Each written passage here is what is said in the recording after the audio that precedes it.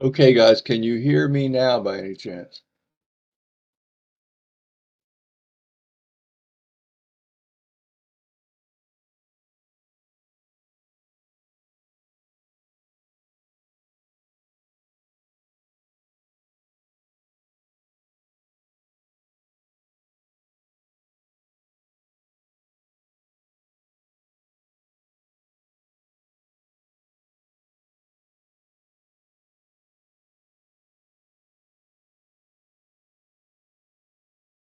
Audio coming across?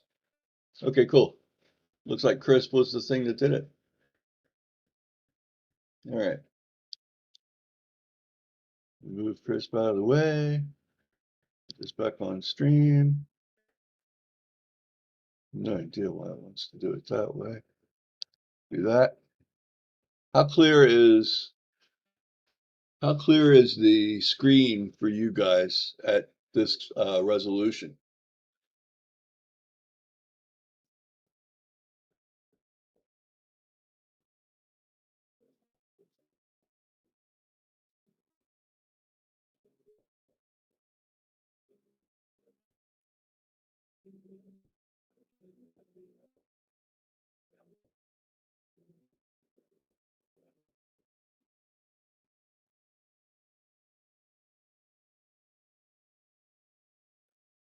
Okay, sounds good. I'm just going to go ahead and get started. I'll watch for your feedback over on the side. We'll keep this short today. It's possible it's not even worth leaving it up with all the trouble that we've had. Um, I've got it set right now to 1920 by 1080 resolution. It's a big monitor and it normally runs at 3840 by 2160. So I've tried to do it in such a way that you guys would be able to read the words instead of just hearing me talk about what's on there. It's probably better if you've got a decent size monitor. But anyway, so let me go ahead and get started.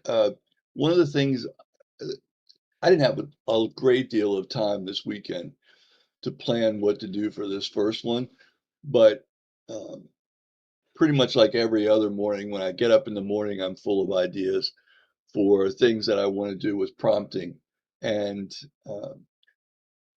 sometime, I guess, early evening yesterday, I was fooling around with the idea of like when you have sort of a subject that you're not familiar with, um, how do you how can you use prompting to cut the amount of time it would take to go from that subject to a finished article with something like koala? Because um, well, tornadoes is a perfect example. Let's say I was working, let's say I ran a website on weather patterns in the US or something like that. Um, the problem, yeah, I see your point. The problem is that I can't, I got to get content up. It's possible entirely that I'll go back and learn a lot more, but if I want to get the website off the ground, I can't stop to learn about every little possible uh, weather situation to the nth degree. So um, let's say, for example, I just knew that there were a lot of tornadoes um, that traditionally take place in the Midwest at various times of the year, right? Recently, it was on my mind because um, recently they've been having a heck of a time all the way out from, I guess, Wisconsin, Wyoming, Colorado, down into New Mexico. So what I did was I created this prompt last night and I did it in Magi. I'm going to pronounce it Magi. You guys know what app I'm talking about. Because there I have access to GPT-4. And then I got up this morning and uh, put this example in to ChatGPT. So here's what I really like about this prompt. And this worked in Magi as well as ChatGPT. All I needed to do was how many words is this? One, two, three, four, five. 6. So it's a 6-word subject. It's got a little bit of context to it, right? If I just typed in U.S. tornadoes, it's not going to have the Midwest factor. I think the fact that I added activity in there probably gives it even more context. This could not be a more simple prompt, and I can show you some other examples of how well it works if you want to throw in some um, subjects in the live chat while I'm doing this. But check out uh, check out the detail that it's given. And this is really important because what I want is enough detail to create an authority post outline. And each of these is, at least in my opinion, not being like an expert in tornadoes, it's pretty solid stuff. Um, and so I did try it with one. I can't remember. I'm going to scroll down and give away the next prompt.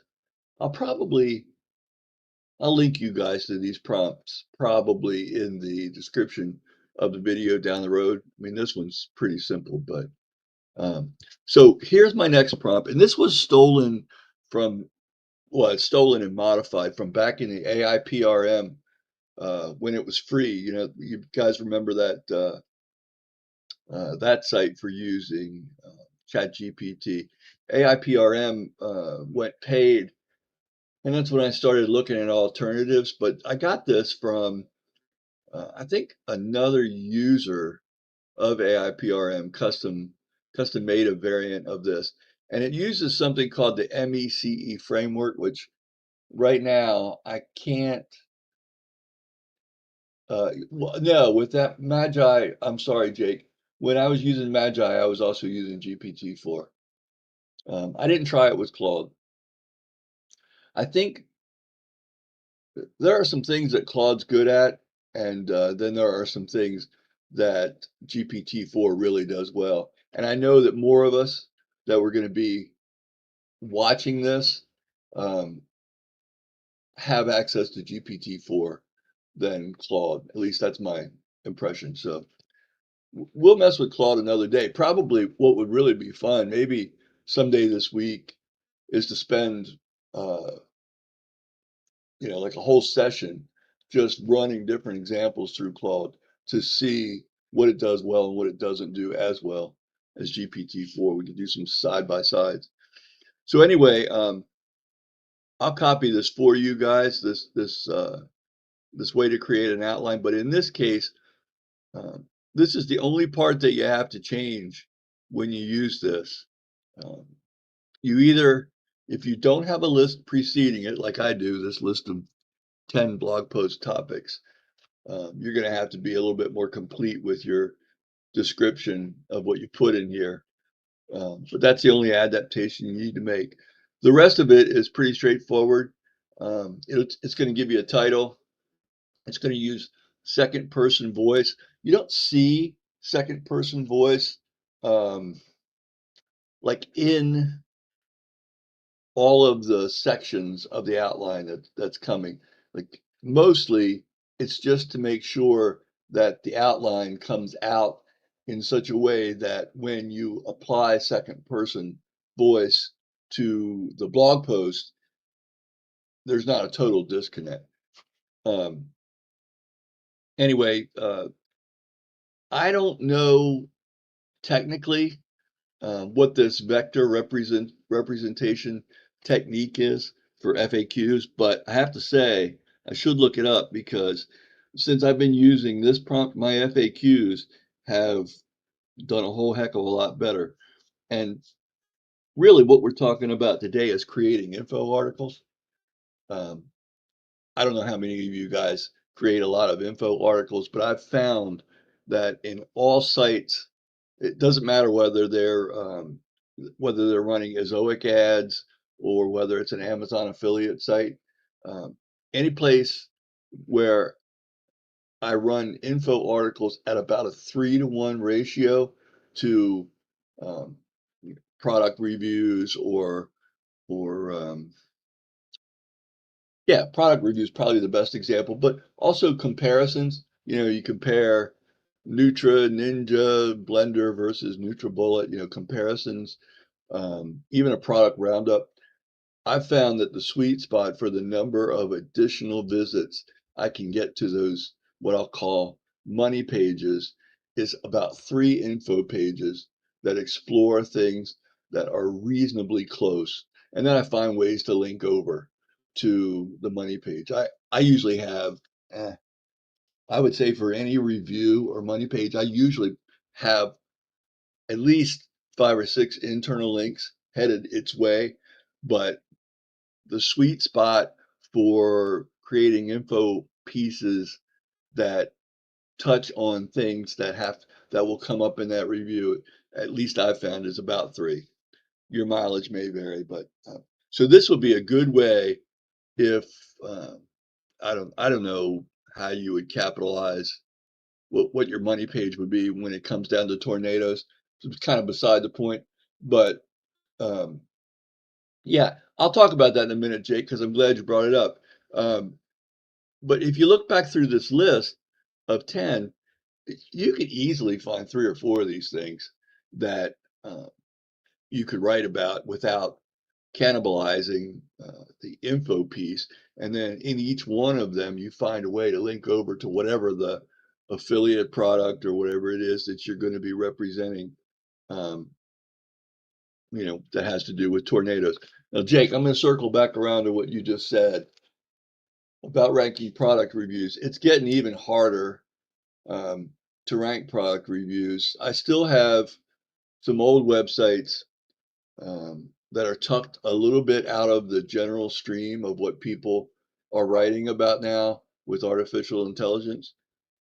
That where the product reviews and the roundups will rank like maybe toward the bottom of the top 10, or you know, in that top 20 or 30, I would say.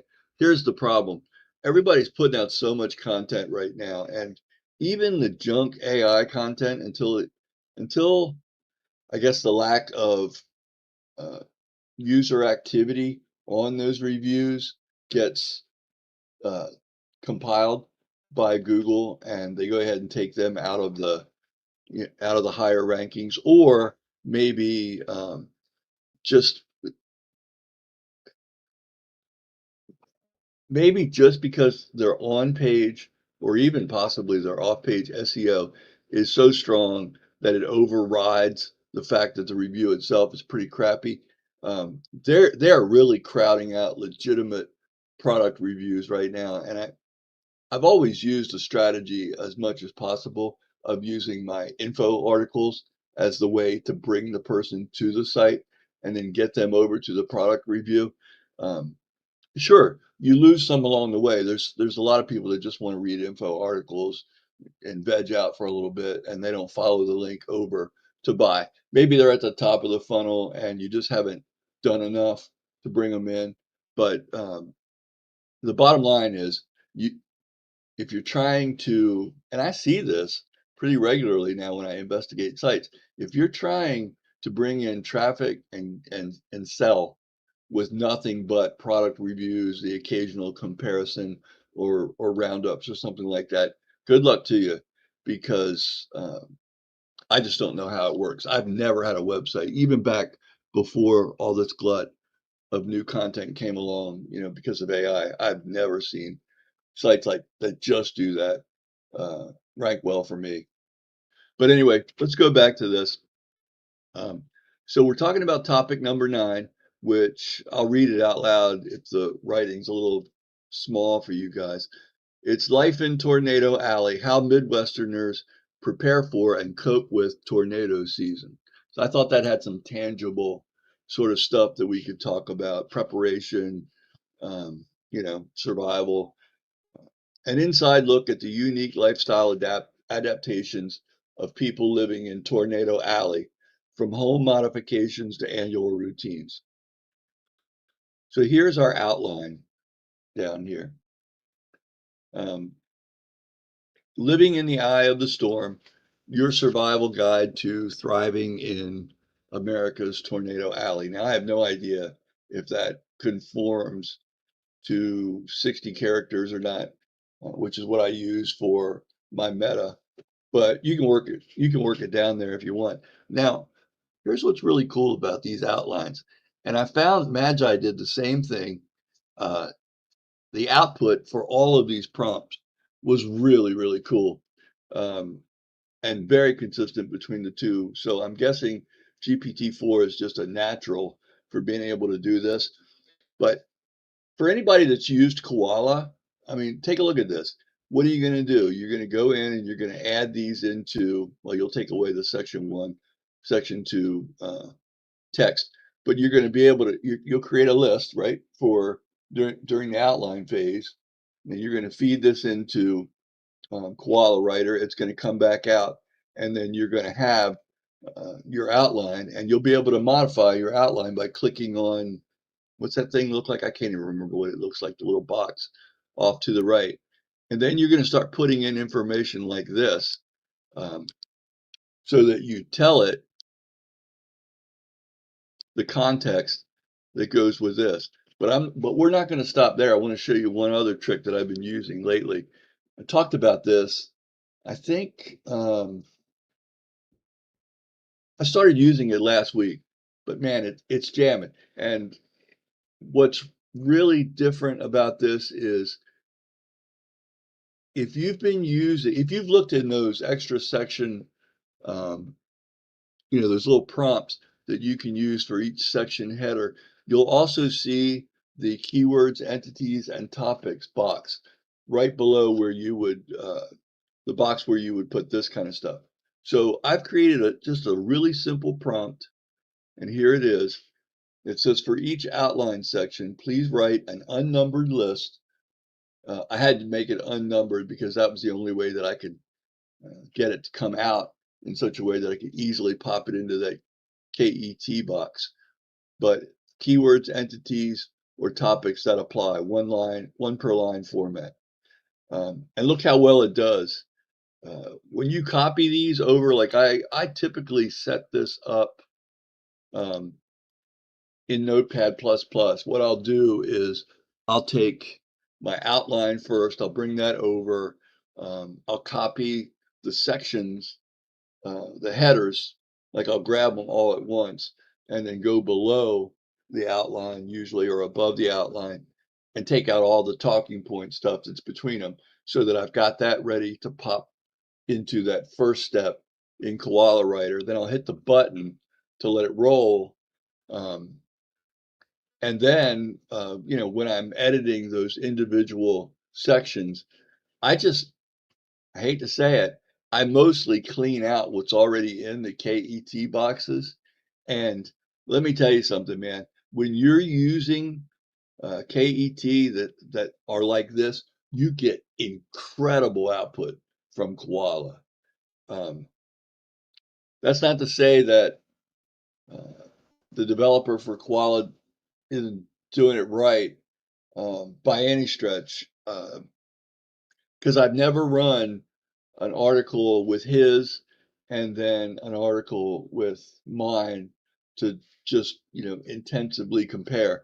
But the richness of what I get in each section is pretty amazing. And I will say this, you don't want to do it if you don't want to use a decent number of words too, or trim it back because, I mean, it's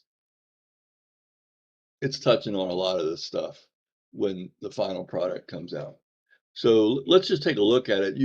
If you look at the ones that come out in um, Koala right now, they're generally one word or two, I think. Um, I know they're not capitalized, and I don't worry about that when I copy and paste this stuff in.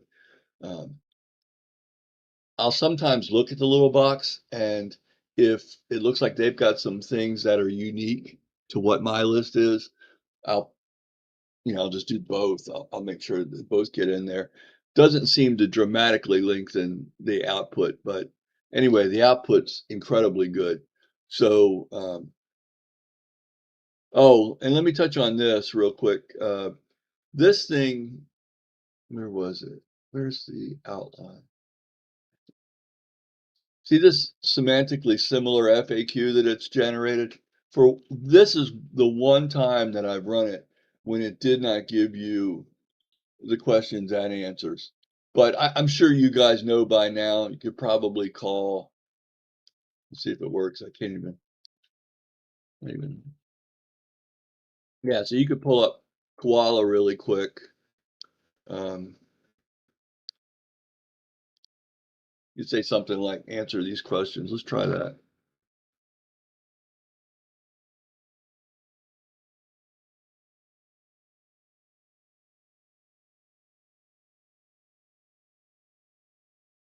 Say in detail what we come up with.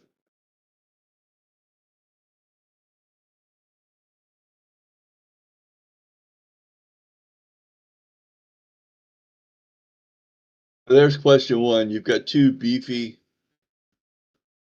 paragraphs right there. Wow, look at this. For the second question, you've got a listicle. Third question, got a little bit of an introduction and a listicle. That's amazing. Fourth question brings a listicle. You guys will have to decide if that's overkill or not.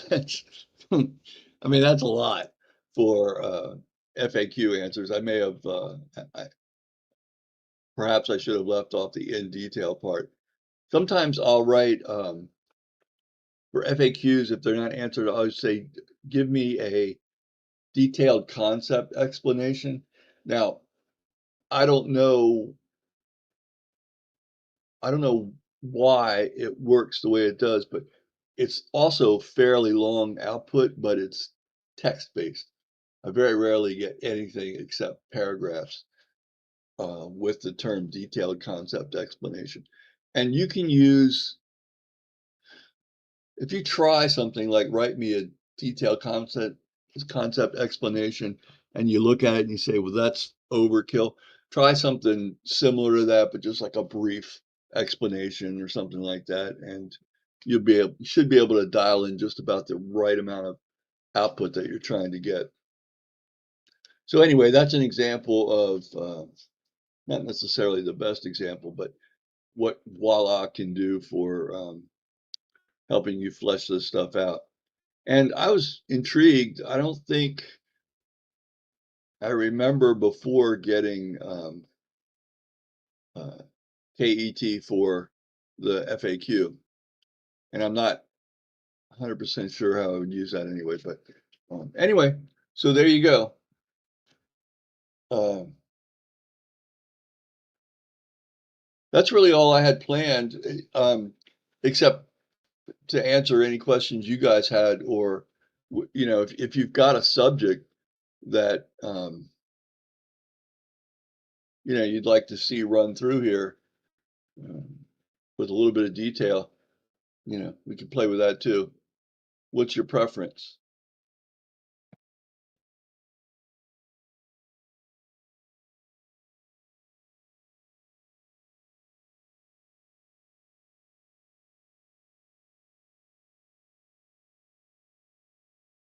You know, Jake said that Voila has been iffy since the last updates. I think the output has been every bit as good. I have had it stop right before it writes sometimes. And at first, I would find a way to re-trigger it, but now what I do is I just go back down. I go down to the bottom where I can't remember what it says now, but it says something like, what would you like me to do? And I click there once, and then I hit the enter button, and it usually goes ahead and does the job that I wanted it to do in the first place. Yeah, FSC Crest. I have to say, Tier 2 was, at least I thought, a no-brainer because of GPT-4, and I saw some people fussing about the fact that the listing said it was unlimited, um, but it turned out that it's like a lot of apps. I mean, they'll fall back on fair use, which I think wound up, depending on who you talk to, being like 300,000 or 400,000 words a a month.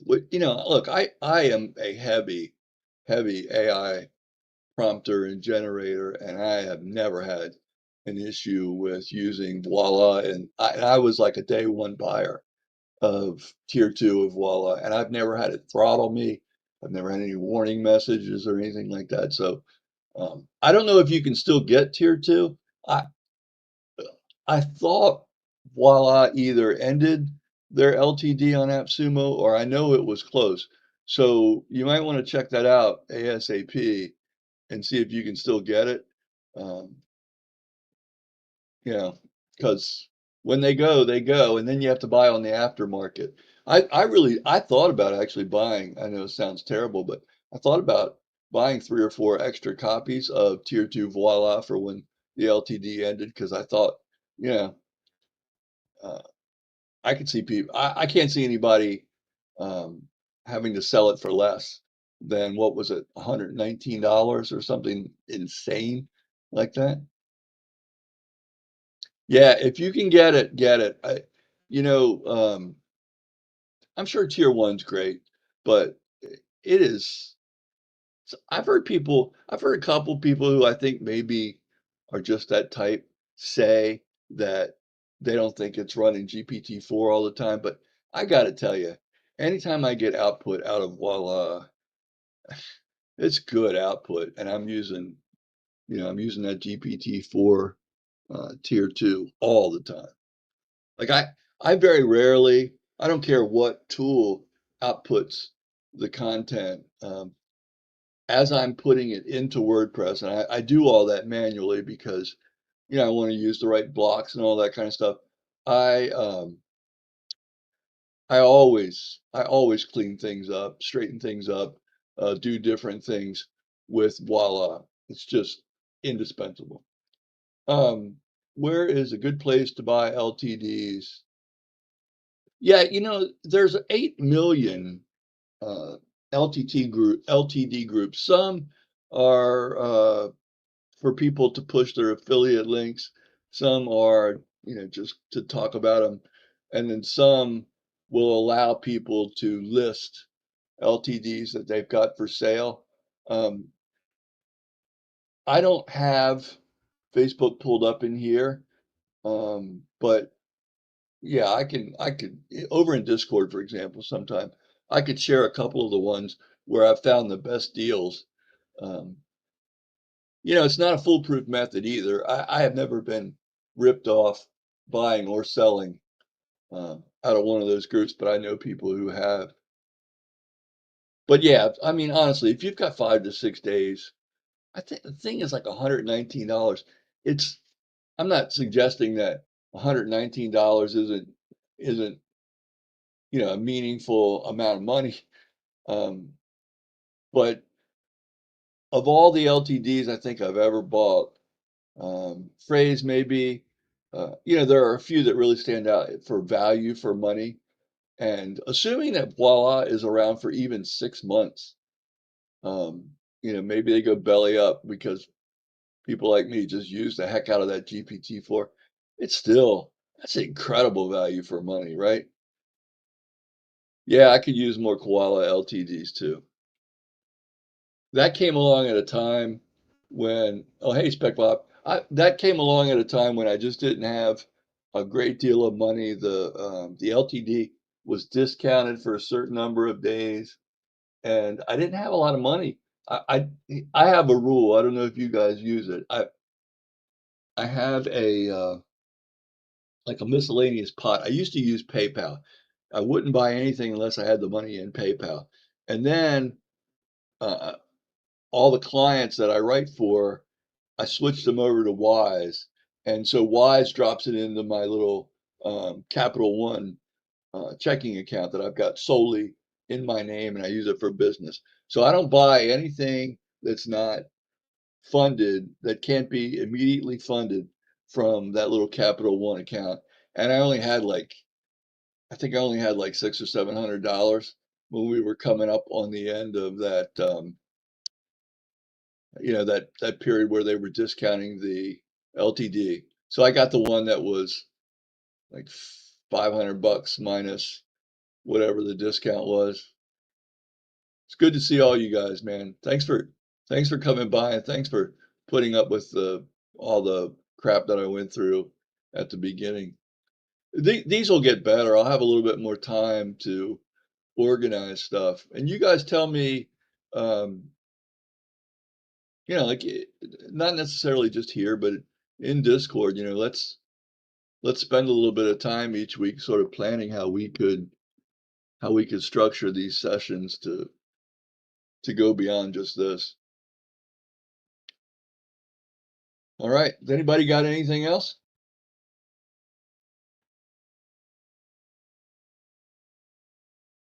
Oh man, did you get it in time, Jake?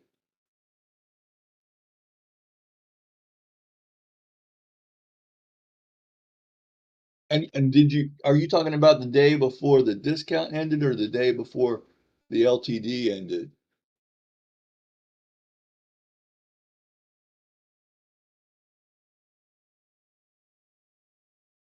Anyway, you'll have to let me know. I hope you got it. I only have 100,000 words, but man, I tell you, the first month I spent the whole 100,000 words on 3.5 content, and that was back when the outlines were done by 3.5. This month, I've just renewed. I've just got my new credits. Well, no, the second month I used it all on GPT-4 content, and it was fabulous, man. Um, this month, I just renewed, I think on the 25th, yeah, yesterday. And so I've got all my words, and I'm gonna try to see if I can use some 3.5 and see what the GPT-4 driven outlines do for it all. Anyway, I'm gonna hop. Appreciate you guys for coming. Seriously, thanks for doing it, and I'll talk to you over in Discord here.